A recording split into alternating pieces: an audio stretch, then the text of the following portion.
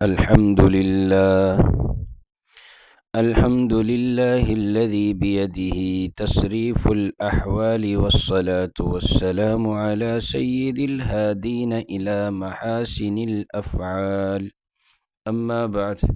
محترم بزرگ و دوستو، ہم میں سے ہر شخص جانتا ہے کہ شب برات شعبان المعظم کی 15ویں شب کا نام ہے۔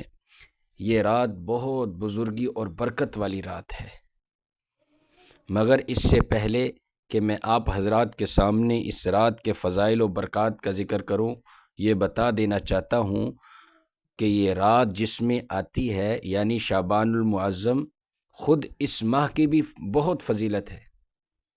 حضور صلی اللہ علیہ وسلم فرماتے ہیں کہ شعبان شہری و رمضان شہر اللہ، شعبان میرا مہینہ ہے اور رمضان اللہ کا مہینہ ہے۔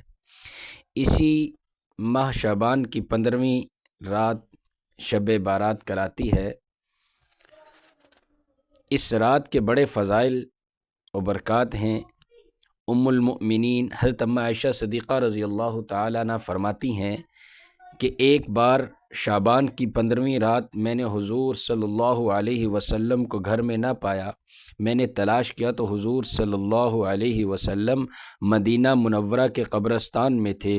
حضور صلی اللہ علیہ وسلم نے مجھے دیکھ کر فرمایا کہ اے عائشہ، کیا تم یہ سمجھتی تھی کہ اللہ اور اس کے رسول تم پر کوئی ظلم کریں گے؟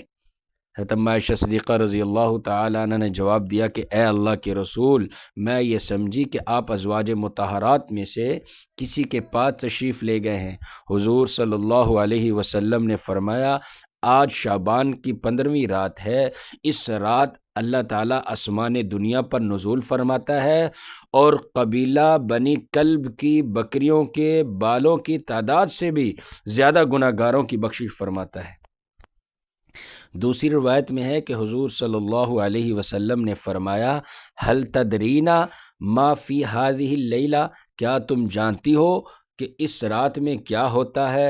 حضرت ام عائشہ صدیقہ رضی اللہ تعالی عنہ نے جواب دیا، ما فیہا یا رسول اللہ، آپ ہی فرمائیں اے اللہ کے رسول صلی اللہ علیہ وسلم کہ اس میں کیا ہوتا ہے؟ حضور صلی اللہ علیہ وسلم نے فرمایا، فیہا ان یکتب کل مولود بنی آدم فی ہذہ السنۃ، اسی رات میں اس سال پیدا ہونے والے ہر بچے کا نام لکھا جاتا ہے۔ وفیہا ان یکتب کل ہالک من بنی آدم، اسی رات میں اس سال مرنے والے ہر آدمی کا نام لکھا جاتا ہے۔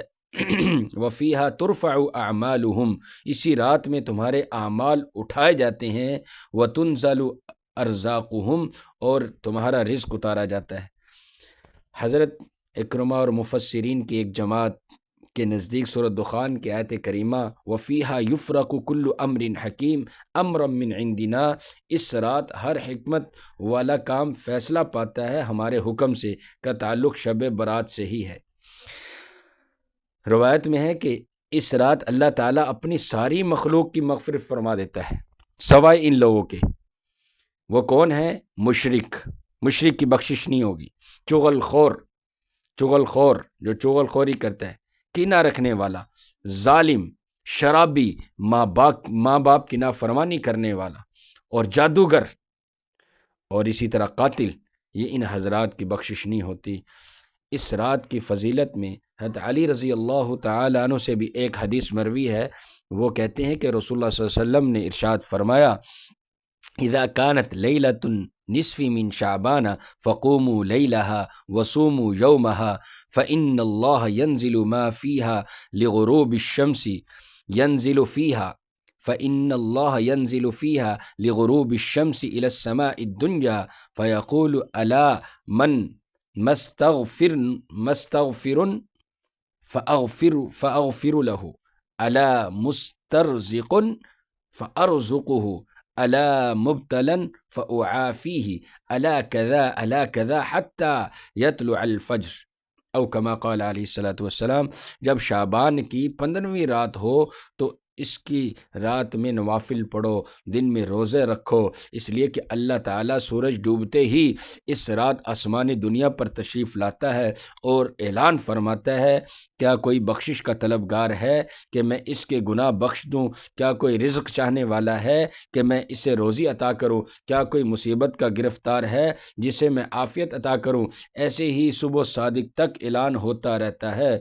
محترم بزرگوں، دوستو، کتنی فضیلت ہے اس رات کی۔ اس رات میں ہمیں چاہیے کہ ہم اپنے مردوں کی بخشش کے لیے دعا کریں، اللہ کی عبادت کریں، رات قرآن مجید کی تلاوت کریں، ذکر اذکار کے اندر رات گزاریں اور دن کو روزہ رکھیں، یہ مستحب ہے۔ اور اس کے علاوہ جتنے کام ہیں، جیسے ہمارے ہاں رواج بنا ہوا ہے آتش بازی، یہ میرے دوستوں اس میں لاکھوں روپے برباد ہوتے ہیں، یہ سراسر فضول خرچی ہے۔ اور فضول خرچے کرنے والوں کے متعلق اللہ تعالی نے قرآن مجید میں بیان فرمایا ان المبذرین کانوا اخوان الشیاطین، فضول خرچی کرنے والے شیطان کے بھائی ہیں۔ تو میرے دوستو، اس سے دوسروں کو تکلیف بھی ہوتی ہے، خود بھی اس سے بچیں، اپنے بچوں کی بھی بچائیں اور اس قیمتی رات سے فائدہ اٹھائیں۔ اللہ مجھے اور آپ کو اس رات کی برکات سے پورا فائدہ حاصل کرنے کی توفیق عطا فرمائے۔ وآخر دعوانا ان الحمد للہ رب العالمین۔